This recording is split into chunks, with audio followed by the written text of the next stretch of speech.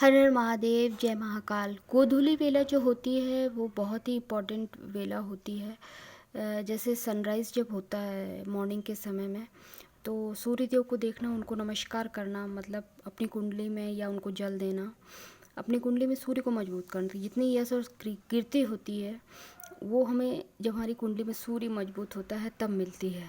हर जगह सम्मान मिलना, हर जगह काफ़ी यश और कीर्ति फैलना, सुख समृद्धि आना।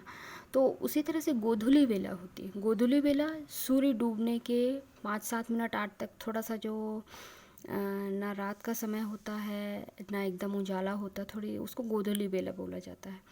तो उस समय में शिव पार्वती अपने उस पे भ्रमण पे निकलते हैं, हर जगह जाते हैं, हर जगह देखते हैं। भ्रमण मतलब घूमने निकलते हैं। उसी समय पर जो कृष्ण भगवान है वो अपने गाय को चरा करके वापस अपने घर लौटते रहते। बहुत सुंदर समय रहता है।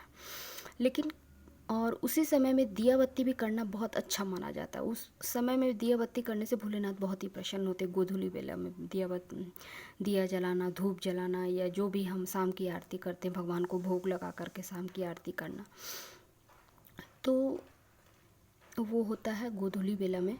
और साथ ही साथ ऐसा होता है कि दिन भर तो हम काफ़ी एनर्जेटिक बने रहते हैं, सुबह से लेकर के जब नहाया धोए और अपने वर्क पे लगे रहे। लेकिन शाम को बहुत से टाइम में ऐसा होता है कि हमें कुछ टायर्डनेस या एकदम से थकान फील होना, या एकदम से झुंझलाहट या चिड़चिड़ापन आना, या शाम को एकदम से लो वाइब्रेशन में चले जाना, थकान महसूस होना।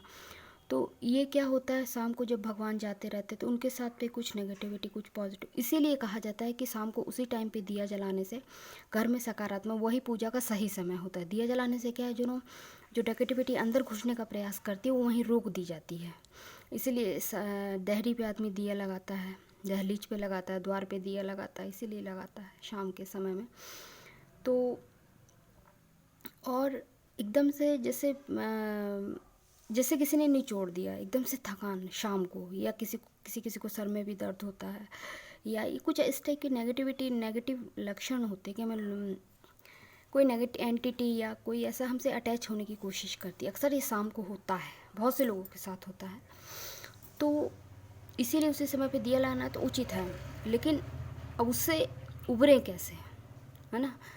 तो महामृत्युंजय जो मंत्र है, महामृत्युंजय मंत्र काफ़ी पावरफुल मंत्र है। अगर कुछ भी इस तरह का आपको महसूस होता है, किसी भी टाइम होता है कि अचानक से आपकी तबीयत गड़बड़ा जाना, या एकदम से कुछ अच्छा सा नहीं लगना, तो मोबाइल पे या तो एक मंत्र उसका जाप कर लीजिए, या फिर उसको मोबाइल पे चला के छोड़ दो 108 टाइम, 11 टाइम, या जितना भी सुन सकते हैं उसको सुनिए।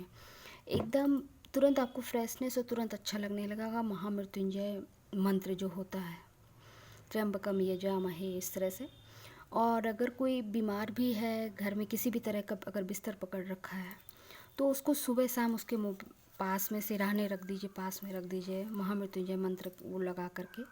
उसके साथ ही साथ माँ काली का भी मंत्र रहता है। जो बहुत बीमार है, अशक्त है, और मतलब फाइनेंशियली भी किसी भी तरह की समस्या अगर झेल रहे हैं, कैरियर में किसी भी तरह काम नहीं बन रहा है, तो महाकाली का ओम क्रीम कालिकाय नमः, ये वाला जो चैंटिंग है उसको लगा सकते हैं। चारों तरफ से माता हर बंधन को तोड़ती है, ये विश्वास रखिए माता के ऊपर, माँ काली के ऊपर। काफ़ी पावरफुल चैंटिंग रहती है। दूसरा काल भैरव का ओम काल भैरवाय नमः, वो भी है। किसी भी तरह को हमकी बुरी नज़र कोई लगा रहा है, कोई बुरी हाय लगा रहा है, कोई हमें ताने मारता है, या किसी भी तरह से हमको चोट पहुंचाने की कोशिश करता है, तो हर तरह की नेगेटिविटी से रक्षा होती है।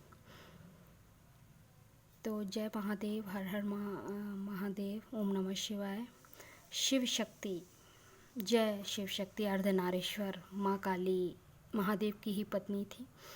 तो काल भैरव उन्हीं का रूप रहता है।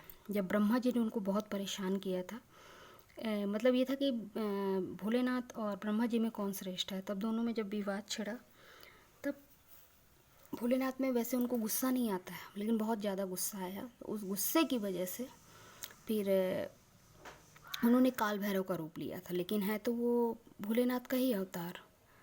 तो ये ओम क्रीम कालिकाय नमः, ओम त्र्यंबकम यजामहे और ओम काल भैरवाय नमः, ये 3 मंत्र जो हैं अगर कभी भी अचानक से ऐसा फील होता है, उसमें से किसी भी चैंटिंग को आप या तो मोबाइल पे लोड कर लीजिए, या बोल सकते हैं तो एक बार तो ज़रूर बोलिए दिन में। जय महाकाल।